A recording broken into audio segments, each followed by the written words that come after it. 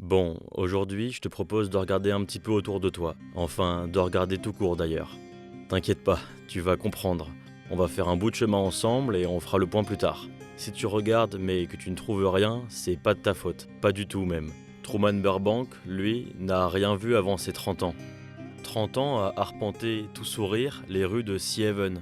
Une ville balnéaire située sur une île quelque part aux États-Unis. Une ville où rien ne dépasse, ni la pelouse des pavillons, ni le comportement toujours courtois de ses habitants. La vie y est agréable, la météo aussi. En gros, à Sea Haven, il y a tout pour se construire un quotidien paisible. Et ça, Truman, il l'a pas loupé. Il est en couple avec Meryl, une femme bienveillante qui ne veut rien d'autre que le bonheur de son compagnon. Il vit dans une maison confortable, entouré d'un voisinage toujours à l'heure pour lui souhaiter une bonne journée. Il conduit une voiture réglée sur sa fréquence préférée, il occupe un boulot d'assureur qui lui convient et il a un bon pote avec qui passer du temps. Une vie simple, suffisante, efficace, à laquelle il sourit en permanence, même lorsque sa peur de l'eau l'envahit. La vie en rose, en quelque sorte, comme dirait l'autre.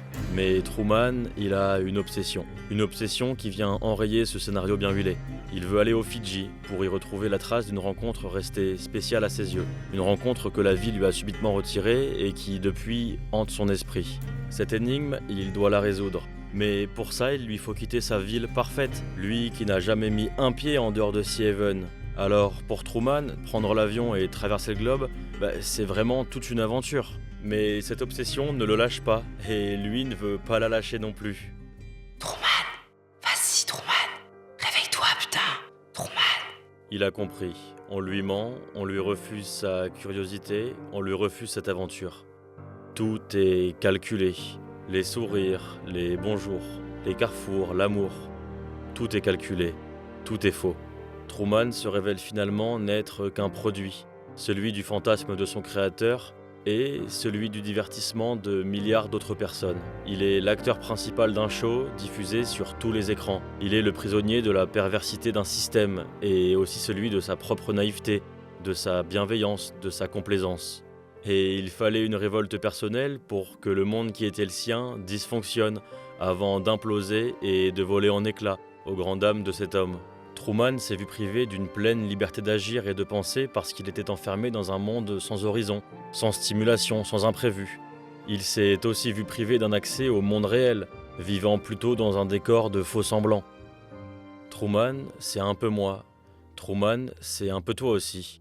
Pas parce que l'on vivrait dans un vaste plateau entouré de comédiens, non.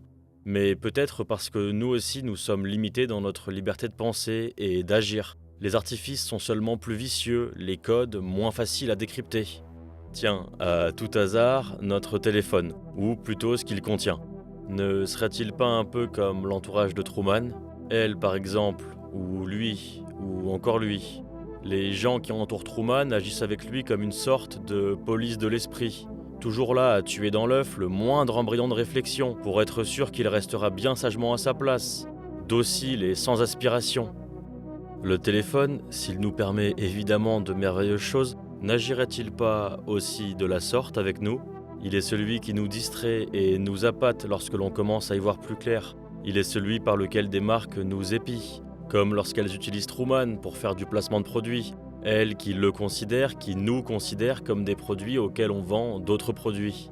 Les médias, eux, ne seraient-ils pas à l'image du créateur du show lorsqu'ils nous poussent vers des raisonnements binaires, ceux du bien ou du mal, sans nuance ni recul, comme Truman qui ne fait face qu'à des décisions où seulement deux possibilités s'offrent à lui, se résigner ou enfreindre, rester docile ou se révolter.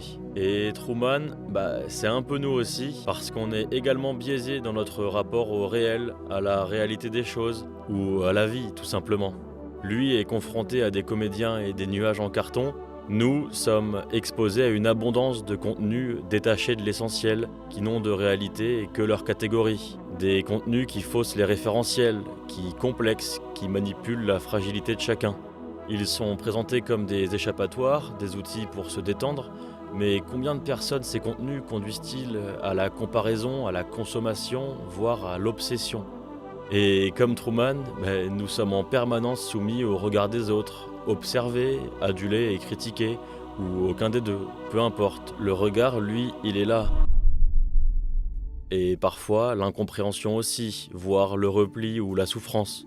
Alors que tout ça, à la base, ça reste que des constructions, des sortes de chimères sociales, mais elles sont tellement ancrées que maintenant elles font loi dans l'esprit de beaucoup. Enfin bref, en tout cas, nous, on n'est pas seulement Truman.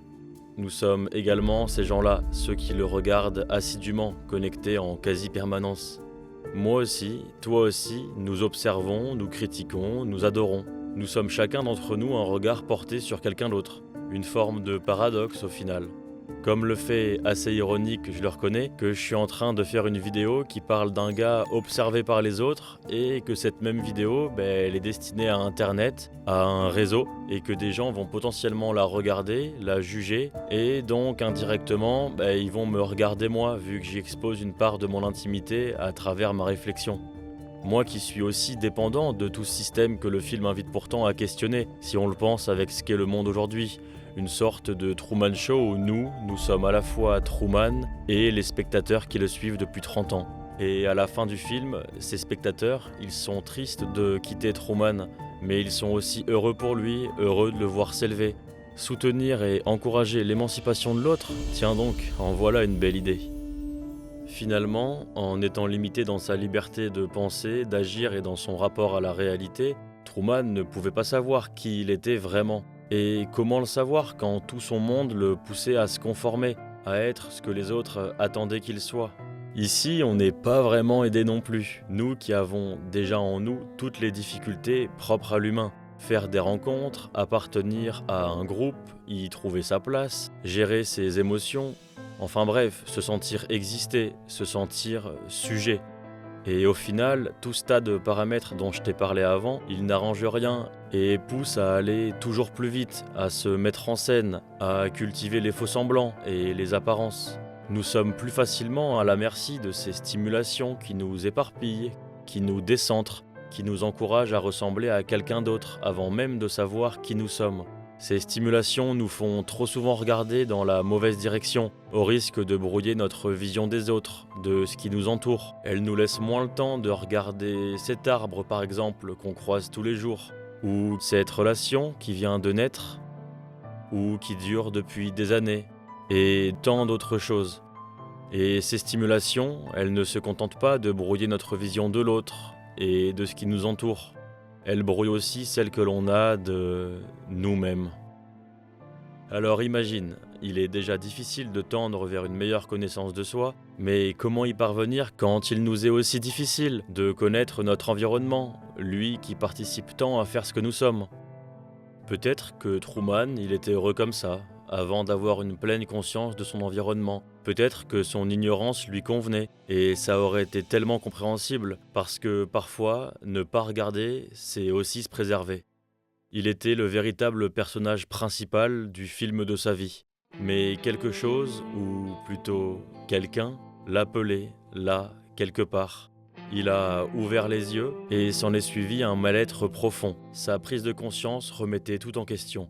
Sa place, ses relations, son métier. Peut-être serait-il resté malheureux tout le restant de sa vie s'il n'avait pas utilisé cette prise de conscience pour faire quelque chose de grand, quelque chose qui le rendrait profondément heureux. Et ça semble être le cas, Truman semble s'être émancipé de sa condition. Mais chez lui, elle était bien concrète, elle était palpable. Elle n'était qu'un grand décor qui pouvait être fendu par le mât de son bateau. Pour nous, tout est plus subtil, plus abstrait, plus vicieux, mais pourtant, c'est possible. Et toi et moi, on en est un peu la preuve. On se pose des questions, t'es là, tu regardes cette vidéo que je suis en train d'enregistrer, et on tente de mettre en perspective tout ce beau bordel.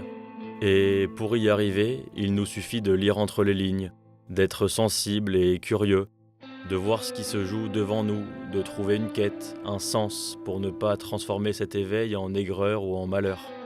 Et peut-être que, comme Truman, on peut nous aussi espérer se rapprocher de l'essentiel, prendre le large et naviguer selon notre propre volonté.